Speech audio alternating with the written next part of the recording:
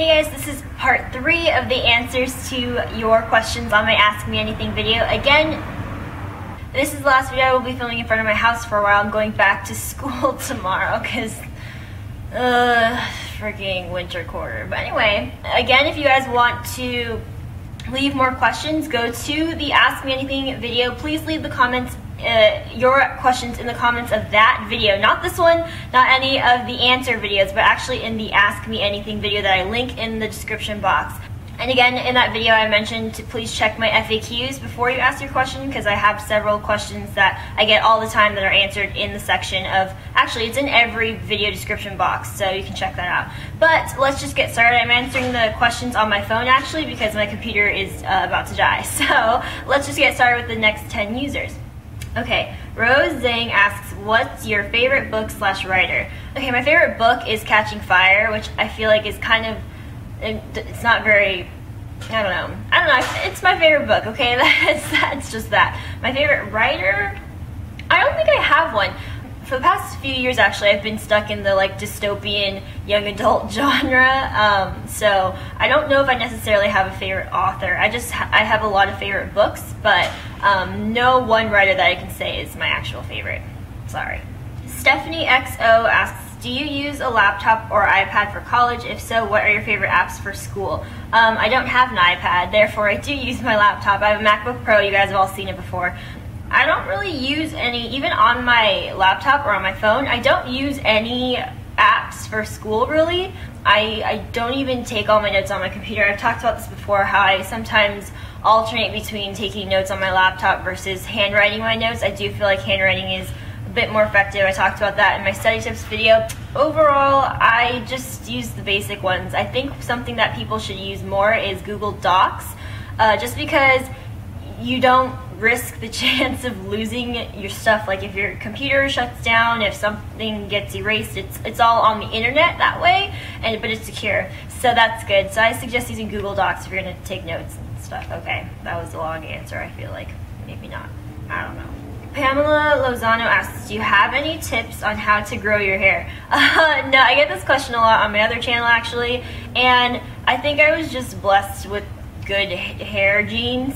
That sounded weird. But, I mean, my hair is long, it grows all on its own. I don't have any special routine, I don't take special vitamins or anything like that. Actually, my hair has been falling out, which is fun. So, actually, someone else should give me tips for how to grow my hair, because it's like thinning. Isn't that sad? It's stress, guys. Stress is bad. Don't stress like me.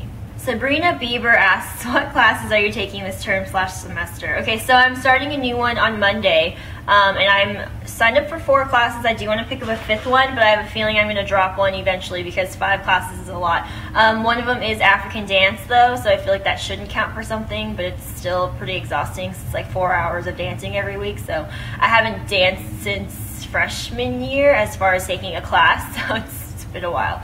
But I'm taking that. I'm taking a film class on animation, which is really exciting, probably going to be easy. I'm hoping so anyway. I'm taking a Soc class, sociology. It's about social networking. What else am I taking? I'm taking my last upper div psych requirement class. I don't even remember. I think it's Intro to Cognitive Psych or something. No, I think I'm making that up. I can't remember exactly which one it is. And then the 5th one I want to pick up is actually a education studies class. I've talked about very briefly the fact that I've taken 2 of them before, but this one is actually for college academic counseling. You would work with high school, I guess, seniors about college stuff. So that's really cool. It's kind of right up my alley here. So I do want to take that one. I just haven't signed up for it yet. You do have to like fill out a special form, and there's like limited space. So I don't even know if I'll get in, but those are the classes I'll be taking. I know it's like a really random bunch of classes because I just needed a bunch of elective credits. Jesse Amanqua asks, do you mind naming like your 5 favorite books and what would be your perfect date? Those are 2 very different questions. Okay, my 5 favorite books. I don't know if I can name my 5 favorite books. I have like favorite series like things. So the Hunger Games trilogy. I said Catching Fire is my favorite book of the 3, and it's kind of my favorite book of all time. That's a very big statement for me to say, but I love that book. So the Hunger Games trilogy is my favorite series, I guess you could say. Harry Potter, I've read Divergent and Insurgent. I haven't read Allegiant yet, but I do like those. I don't know. Words are escaping me. Oh, when I was in high school, I really liked Meg Cabot's The Mediator series. I don't think a lot of people talk about that series because it's kind of old, I guess, but I really love that one. I don't have a very mature reading sense, I guess you could say, but I'm okay with that. I like to read whatever. Anyway, right now I'm actually reading, the words have lost my, what? Right now I'm actually just now reading the Da Vinci Code, and yeah, I'm a little late on that bandwagon, I know, but it's pretty good. Again, I'm used to reading like really low reading level stuff. I'm not like high school geared stuff, so I'm just like, this is different, but it's good. I'm getting into it. So, oh, I did read Gone Girl. That book was so intense, so intense, and the twists in that book, that was a good one. Okay, moving on. Oh, and what would be your perfect date? I don't need anything extravagant. I mean, as long as there was thought put into it and it's simple. Like, I don't want to like bungee jump or anything. Like, let's just keep it simple here. I think that's the best. Honestly, I'm totally fine with just chilling. Nothing crazy. Alejandra Rueda asks, what do you do during your free time besides making your lovely YouTube videos? Any hobbies or activities? I think someone sort of asked a similar question earlier, I think, if I remember correctly, but I don't really do a whole lot. YouTubing takes up kind of a lot of time as far as editing and filming and stuff goes, but I'm trying to keep up with my blog more, so I do more blog posts and Instagram pictures and stuff. Hi, Dad. What do you need? Never mind. Okay, see, no one answered me. Oh, there he is. Go ahead. Hello, everybody. Okay. What else do? I said that I read. I used to dance all the time. I still dance like for funsies in my room. I try to stretch more because my flexibility is just like, I don't know where it went. It just sadly doesn't like me anymore. I watch movies and TV shows on my computer by myself. That's about it. Yeah. Paige Rush asks, how do you make an important decision? Oh. Also, do you prefer coffee or tea? Well, I can make that decision right there. I prefer hot coffee, but I prefer cold tea, if that makes sense. So if it's a cold drink, I prefer tea, like fruit iced teas, very good. But hot, I don't like hot tea at all, so I would prefer coffee there. But I do like frappuccinos. Who doesn't like a good frappuccino? But that's that. Okay, why am I making this complicated? And how do you make an important decision? Well, I don't know how to answer that question. You could weigh your pros and cons. You could actually write out your pros and cons to visualize that. Some people need that sort of thing to help them talk to other people about it, you know, get other outside opinions. I don't know how I make an important decision. Hi, Dad, again. Happy New Year. Happy New Year. Okay. I feel like, what important decisions have I made lately? Probably not a whole lot. I just, honestly, you have to take into, whoa. Oh, hi, Alex. Random. Why are you texting me? So, what was I saying? Important decision. An important decision is to not have your text messages popping up during a video. How would I make that decision? You learn from your mistakes. Okay, I'm BSing this. Stop. Arnold Trump asks, what's the most embarrassing time you've ever gotten a wedgie? What? Oh, that's a great question. I don't think I've ever gotten one at an embarrassing time. And even if you get one, like, at, I guess, a supposed embarrassing time, like, you don't have to acknowledge it. Like, you know what I mean? Like, you just pretend that it's not there. I don't know how to answer this question. Okay. Sabrina T asks, how is your GPA / SAT scores / extracurriculars in high school? I'm a junior right now and I'm worried that I won't get into a good college because my GPA isn't that great and I don't have many extracurricular activities. And did you take a lot of honors / AP classes in high school? After you graduate, do you plan on staying in school or pursuing a career? Okay, how is your GPA, SAT scores, extracurriculars? So, I think I will get to these questions in my following TBT videos, Throwback Thursdays, where I talk about high school. But just generally, I had a pretty high GPA. Weighted, I had over 4.0. Unweighted, I don't know what I had. It was probably like 3.8, 3.9, something like that. SAT score, I got a 2070. I think that was it. Extracurriculars, I did dance, I had CSF, I had NHS, I did Girl Scouts, so I got my gold award. I had volunteering and stuff like that. I had drill team.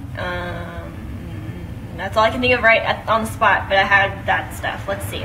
So honestly, the advice that I have to give you is you're a junior right now, so you have time to still get into extracurriculars. You have time to do volunteering. Like you still have a good year to get more stuff in, so just join clubs, do whatever you can right now, as much as you can without stressing yourself out too much. Don't overwhelm yourself, because then that could be really bad. But you know, just add a couple things into your schedule. If your GPA isn't that great, honestly there's nothing that you can really do except like bring up your grades. You can't go back and change anything really, so if you need a tutor, if you can study with your friends who may or may not be a little bit smarter than you to help you out a little bit that way, that could be really helpful. And let's see, I didn't take a ton of honors and APs, but I did take at least, let's see, I took Chem AP, Calc AP,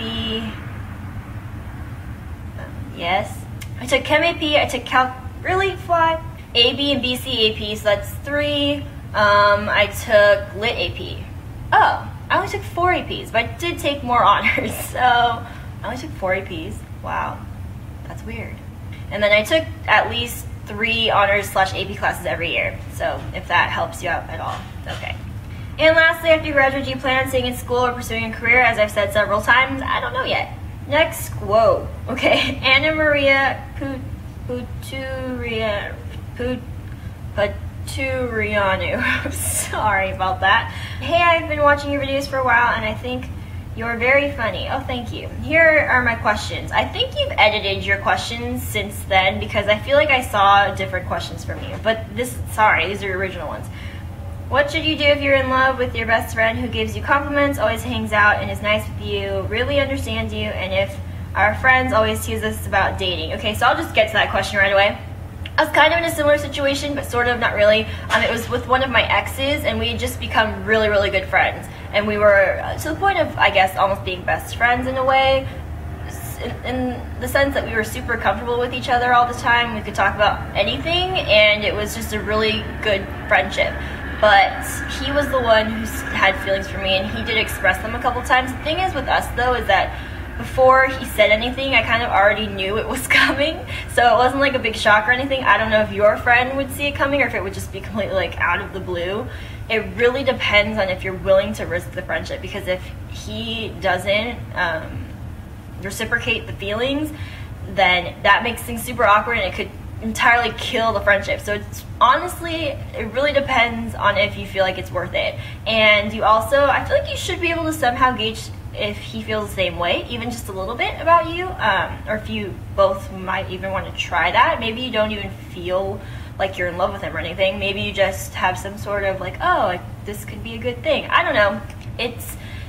That's a really tough decision. I don't know what to tell you. The way that things worked out with us, I mean, me and my friend, we're still really good friends. We can talk about anything still. It's just, as far as romantic things go, it's best for us to avoid them. They still come up every once in a while, but it's better not to talk about us.